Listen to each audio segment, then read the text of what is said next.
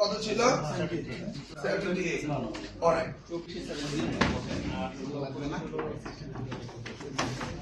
ওকে যাই ওনার একটু দিকে তো এরকম হবে মুখস্থ বলছে তো দেখে তো বলে তাই না এখন this is my base line আপনি কি দেখছি যেহেতু ইন্টারিম গভর্নমেন্ট এসে ড্রপ করলো রেজাল্ট তার মানে এখানে একটা বোঝা যাচ্ছে যে এখানে একটা নকল করার প্রবণতা